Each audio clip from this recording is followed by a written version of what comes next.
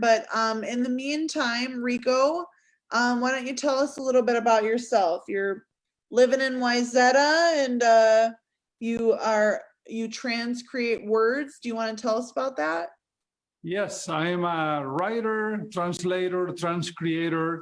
The concept of transcreation is, as opposed to translation, is a creative transfer. So it's not a word transfer, it's a creative transfer of advertising or literature. So I do literature work. I work all over the US, right? I'm in Minnesota right now. And if you want me, I can read something, but basically that's what I do. I'm a writer, translator, transcreator. I have some of my own work in English and Spanish. Usually when I write something in English or Spanish, I actually work in both languages because the final result is usually better when I actually go through the discipline of working both languages. I can write something in Spanish or in English, and I can work it, and I'm happy with it. If I say, why don't I translate it into the other language, English or Spanish? The process of doing that changes the original work that I've done in English or Spanish. And I've done some work in Portuguese and French also. And so I really do work in a multilingual way, in a sense, because nothing that I've written in English hasn't gone through some Spanish process to make the English version better, and vice versa. So, well, you can share with us whatever you want to read. It can be a poem, it can be whatever you would like to share. Sure. I have a few things. I can start with this poem about, I'm from Argentina originally. I lived in Spain, in Mexico, all over Latin America, but and a lot of time in the US, as I'm sure you can hear from my accent. And so this is about the Argentina's vast plains, the Pampas, which is like where we are now, and especially going south a little bit, Nebraska, the vast plains of Nebraska, Kansas. And that is not far from where I grew up in Buenos Aires province. This is part of a huge gaucho poem by an author, Argentine author by the name of Esteban Echeverría. I'm going to read the Spanish version, just a small section. The Spanish version first, and then my transcreation into English, okay? Okay, that would be wonderful. All right. Okay, it's called La Cautiva. This is about 2 minutes, the Spanish version, and then I'll do my English version of this. Oh, Francis is back. Oh no, you're Alan, okay. Noche, here we go. La Cautiva by Esteban Echeverría. This is a fragment. Spanish first, then English. Noche es el vasto horizonte. Noche el aire, cielo y tierra. Parece haber apiñado el genio de las tinieblas para algún misterio inmundo sobre la llanura inmensa, la lobreguez del abismo donde inalterable reina. Solo inquietos divagando por entre las sombras negras, los espíritus foletos con viva luz reverberan, se disipan, reaparecen, vienen, van, brillan, se alejan, mientras el insecto chilla y en fachinales o cuevas los nocturnos animales con triste aullido se quejan. ¡Au! English version. Night is the vast horizon.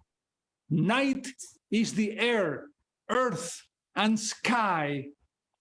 It seems to have collected the genius of darkness for some hideous mystery over the immense plains, the gloom of the abyss where it reigns unshaken. Only the spooky spirits uneasily roaming among the black shadows reverberate. with a bright light. They scatter, reappear, coming and going and shining and wandering off, while the insect yells, and in swamps or caves, night beasts lament with grim howls. Ow! Oh, I love that. Thank you so much, Rico. Can you share, do you have anything else to share with us? I have a lot more, but I have one. Okay, let me do this one. This is from Spain. Miguel de Unamuno is the author, about the snow over the plains, which here in Minnesota we can totally relate. This is northern Spain. They also have snow over the plains. My intention in reading this is to get you ready for the snow. First, the original Spanish from Spain, then the English transcreation into American English by yours truly. La nevada es silenciosa, cosa lenta, poco a poco y con blandura, reposa sobre la tierra y cobija a la llanura. Posa la nieve callada, blanca y leve. La nevada no hace ruido. Cae como cae el olvido, copo a copo. Abriga blanda los campos cuando el hielo los hostiga. Con sus campos de blancura, cubre a todo con su capa. Pura, silenciosa. No se le escapa el suelo, en el suelo cosa alguna. Donde cae, ahí se queda. Leda y leve, pues la nieve no resbala como resbala la lluvia, sino queda y cala. Here's the English version. You know what? Let me read a little more of this one. This is good. Flores del cielo los copos, blancos lirios de las nubes, en el suelo se ajan, bajan floridos, pero quedan pronto derretidos. Florecen solo en la cumbre, sobre las montañas, pesadumbre de la tierra, y en sus entrañas perecen. Nieve, blanda nieve, la que cae tan leve sobre la cabeza, sobre el corazón. Ven y abriga mi tristeza, la que descansa en razón. And by the way, if you heard a lisp, I'm reading in Spain Spanish, not Latin American Spanish. So, which I like that. I lived in Spain, Valencia, and I love it. Even though I'm from Latin American. Here we go, my American English version. The snowfall is silent, a snow moving thing, little by little and softly resting on the earth, blanketing the plains. The silent snow rests, white and light. The snowfall makes no sound. It falls as oblivion falls, flake by flake. It coats the fields with softness. When the ice punishes them with its own fields of whiteness, covering it all with its layer, pure, silent, no missing a thing on the ground. Where it falls, it stays, serene and subtle. For the snow does not pass through like the rain, but it rests there, anchored. Snowflakes, flowers of the sky, white cloud lilies will wither on land. Such flamboyant descend, only to meet a speeding melting, only blooming on the summit, over the mountains, burdening the earth and perishing in its bowels. Snow, tender snow, such a subtle fall, over the head, over the heart. Come and warm up my gloom, which rests in reason. Wow. Thank you so much, Rico Latino. Thank you. Thank you. You had some really beautiful imagery in there. I loved the genius in black. This I could literally picture the snow falling when it's so quiet like that. And I love the line, it doesn't pass through like rain. That was a good line.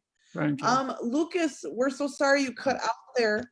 Rico, did okay. you have another poem or are you good? I'm good for now. Sure. Yeah.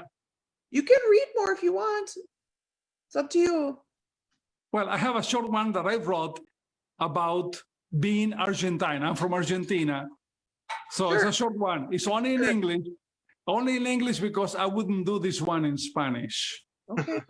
Let's it go out, propagate in Spain. So it's a couple of minutes. I'm not your typical Argentine. I mean, I'm not full of myself. It's true that I'm in love with myself, but with good reason. Let me explain. Definitions first. When we talk about that huge ego, we're not talking about all RGs, but only those from Buenos Aires, BA, the city, porteños, and to a lesser degree, those from the province of Buenos Aires, the burbs, El Gran Buenos Aires. The ego shrinking the farther you get from the city.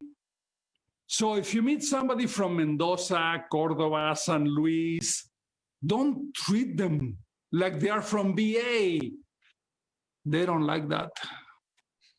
They have even more jokes about porteños than Latin Americans have Argentine jokes. You may have heard them. What's the definition of ego?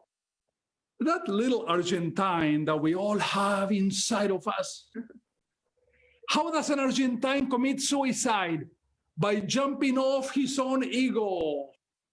An Argentine is an Italian who speaks Spanish, thinks he's French, and would love to be English. That's not a joke, that's actually true. But this is serious. So let's get back to this awesome love, this warm, fuzzy feeling about our own selves. Here's the deal.